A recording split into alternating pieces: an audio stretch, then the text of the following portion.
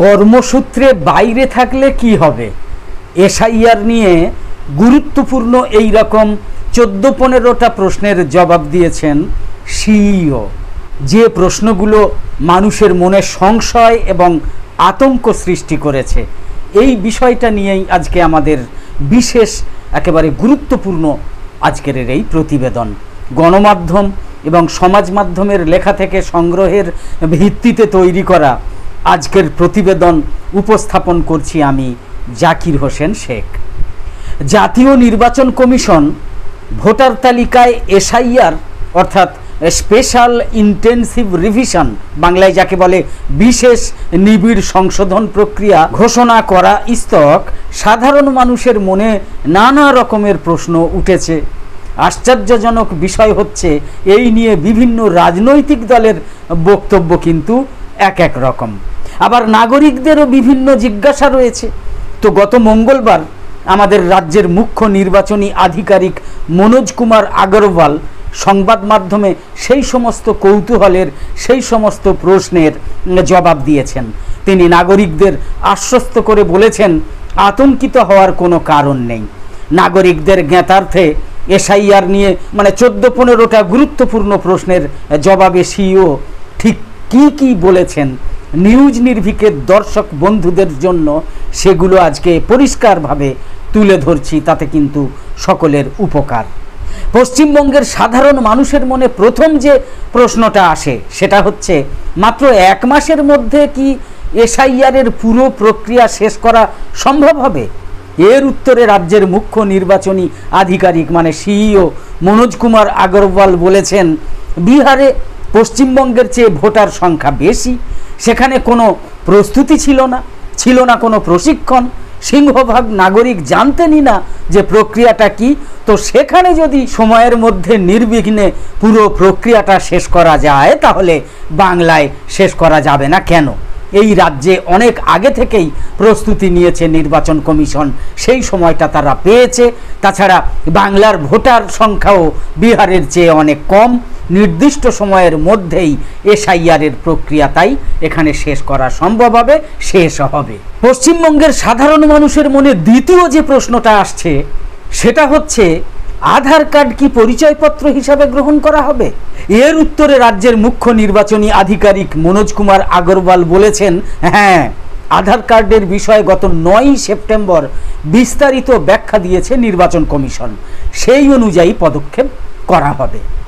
পশ্চিমবঙ্গের সাধারণ মানুষের মনে তৃতীয় যে প্রশ্নটা আসছে সেটা হচ্ছে, ধরুন কারো বাড়ি মেদিনীপুরে বা কারুর বাড়ি দক্ষিণ 24 পরগনার শিরাকোলে, কিন্তু তিনি কাজের সূত্রে থাকেন মুম্বাই বা চেন্নাই বা সৌদি আরব বা দুবাইতে। সেক্ষেত্রে তিনি কিভাবে এনুমেরেশন ফর্ম ফিল আপ করবেন, এনুমেরেশন ফর্ম পূরণ করবেন? এর উত্তরে রাজ্যের মুখ্য নির্বাচনী আধিকারিক সিইও মনোজ কুমার আগরওয়াল বলেছেন, দুটো পদ্ধতি রয়েছে, এক হচ্ছে অনলাইন আর 2 হচ্ছে সংশ্লিষ্ট ব্যক্তির বাড়ির কোনো সদস্য এনুমেরেশন ফর্মে সই করলে সেটাও গ্রাহ্য করা হবে। ফর্ম পূরণ করে পরিবারের সদস্যরা জমা দিতে পারবেন। পশ্চিমবঙ্গের সাধারণ মানুষের মনে 4 নম্বর যে প্রশ্নটা আসছে সেটা হচ্ছে, এসআইআর নিয়ে প্রত্যন্ত এলাকার গ্রামগঞ্জ এলাকার মানুষদের সচেতনতা বৃদ্ধির জন্য কি করা হয়েছে বা কি করা হচ্ছে বা হবে? এর উত্তরে রাজ্যের মুখ্য নির্বাচনী আধিকারিক সিইও মনোজ কুমার আগরওয়াল বলেছেন, আমরা প্রচার করব, সংবাদ মাধ্যম থেকে শুরু করে স্থানীয় স্তরে মাইক প্রচার কিংবা অন্যভাবেও প্রচার করা হবে, সকলেই এই প্রক্রিয়া সম্পর্কে সমস্ত তথ্য জানতে পারবেন। পশ্চিমবঙ্গের সাধারণ মানুষের মনে 5 নম্বর যে প্রশ্নটা আসছে সেটা হচ্ছে, সব বুথে কি রাজনৈতিক দলের বিএলএ বিএলও নয় বিএলএরা থাকবে? এর উত্তরে রাজ্যের মুখ্য নির্বাচনী আধিকারিক মনোজ কুমার আগরওয়াল বলেছেন, রাজ্যের সব বুথে হয়তো বিএলএ নেই, তবে যত বেশি সংখ্যক বিএলএ থাকবেন কাজের সুবিধে হবে তত বেশি। মঙ্গলবার সর্বদল বৈঠকেও কমিশনের তরফে বলা হয়েছে, আরও বুথ ভিত্তিক এজেন্টের নাম দিতে। কমিশন জানিয়েই দিয়েছে যে রাজনৈতিক দলের বিএলএরা এক একজন 50টা করে ফর্ম জমা দিতে পারবেন। পশ্চিমবঙ্গের সাধারণ মানুষের মনে 6 নম্বর যে প্রশ্নটা আসছে সেটা হচ্ছে, রাজনৈতিক ব্যক্তিদের বক্তব্য শুনে অনেকে তো আতঙ্কিত, সংশয় রয়েছেন। এসআইআর ঘোষণার পর ইতিমধ্যে এসআইআর আতঙ্কে আত্মহত্যার অভিযোগও সামনে আসছে। এই নিয়ে নির্বাচন কমিশনের বক্তব্য কি? এর উত্তরে রাজ্যের মুখ্য নির্বাচনী আধিকারিক সিইও মনোজ কুমার আগরওয়াল বলেছেন, অযথা আতঙ্কিত হওয়ার কোনো কারণ নেই। এসআইআর বা ভোটার তালিকার বিশেষ নিবিড় সংশোধন একটা সরকারি কাজ। এর আগে 8-10 বার সেগুলো হয়েছে, ভয়ের কোনো প্রশ্নই নেই। পশ্চিমবঙ্গের সাধারণ মানুষের মনে এসআইআর নিয়ে 7 নম্বর যে প্রশ্নটা আসছে সেটা হচ্ছে, কার বাড়িতে কবে বা কখন বিএলও যাবেন সেটা সেই বাড়ির লোকজন জানবেন কিভাবে? সেই সময় বাড়িতে কেউ না থাকলে তাহলে কি হবে? এর উত্তরে রাজ্যের মুখ্য নির্বাচনী আধিকারিক সিইও মনোজ কুমার আগরওয়াল বলেছেন, বিএলও সেই আধিকারিক যার কাছে নির্দিষ্ট এলাকার সমস্ত ভোটার সম্পর্কে তথ্য থাকে। তিনি জানেন কে কোথায় থাকেন, কর্মসূত্রে কেউ বাইরে থাকেন কিনা, এ সবগুলোই তিনি জানেন। তাই বিএলও কোনো এলাকায় যাওয়ার আগে আগাম সেখানে খবর পাঠিয়ে দেবেন। তারপরেও কেউ বা কোনো পরিবার খবর না পেলেও কোনো রকমের অসুবিধে নেই, কারণ বিএলও একবার নয়, প্রত্যেক এলাকায় প্রয়োজনে 3-4 বার করেও যাবেন। তাছাড়া একটা বুথে ভোটার সংখ্যা মোটামুটি গড় হচ্ছে 1200 জনের মতো। বিএলওদের কাজ তাই কঠিন নয়। প্রতিদিন গড়ে 15-20টা বাড়িতে গেলেই 1 মাসের মধ্যে সমীক্ষার কাজ হয়ে যাবে। পশ্চিমবঙ্গের সাধারণ মানুষের মনে 8 নম্বর যে প্রশ্নটা আসছে সেটা হচ্ছে, এসআইআর নিয়ে জাতীয় নির্বাচন কমিশনের ঘোষিত 11টা নথি না থাকলে কি হবে? এর উত্তরে রাজ্যের মুখ্য নির্বাচনী আধিকারিক সিইও মনোজ কুমার আগরওয়াল বলেছেন, 2002 সালের ভোটার তালিকায় নিজের নাম কিংবা বাবা মায়ের নাম থাকলে আর কোনো রকমের নথি দিতে হবে না।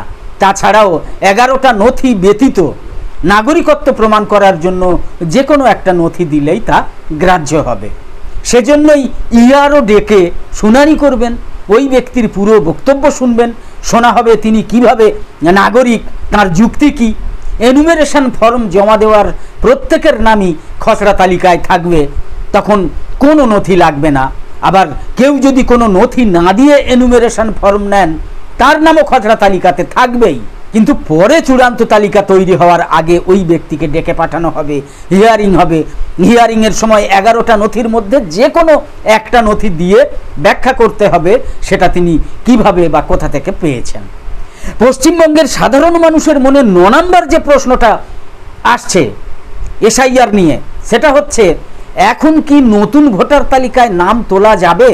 এই প্রশ্নের উত্তরে রাজ্যের মুখ্য নির্বাচনী আধিকারিক সিইও মনোজ কুমার আগরওয়াল বলেছেন, যাবে না। কেননা খসড়া তালিকায় নাম না বেরোনো পর্যন্ত নতুন করে কোনো ভোটার তালিকায় কোনো নাম তোলা যাবে না। সোমবারই নির্বাচন কমিশন তো জানিয়েছে যে ভোটার তালিকা ফ্রিজ করে দেওয়া হয়েছে। খসড়া তালিকা তৈরির পর আবার ভোটার তালিকায় নাম তোলার বিষয়টা দেখা হবে। এসআইআর নিয়ে পশ্চিমবঙ্গের সাধারণ মানুষের মনে 10 নম্বর যে প্রশ্নটা আসছে সেটা হচ্ছে, এসআইআরের সঙ্গে এনআরসির সম্পর্ক রয়েছে বলে বলা হচ্ছে,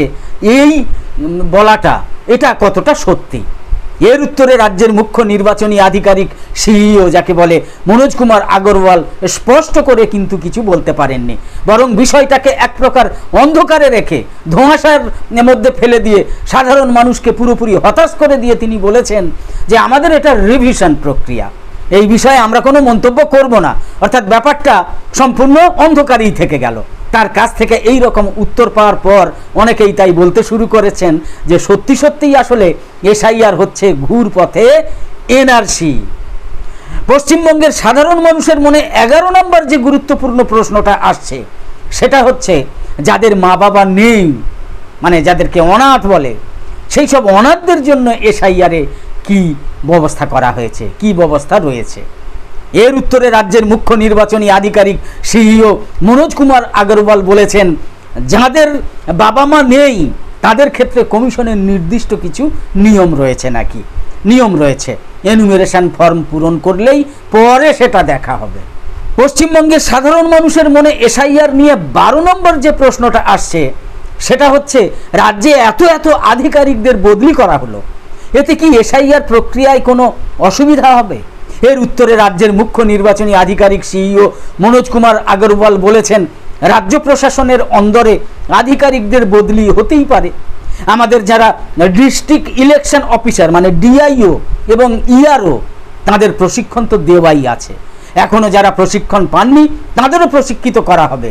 তাছাড়া সার্ভিস রুল অনুসারে যাকে যে দায়িত্ব দেওয়া হবে তিনি সেটা বুঝে নেবেন।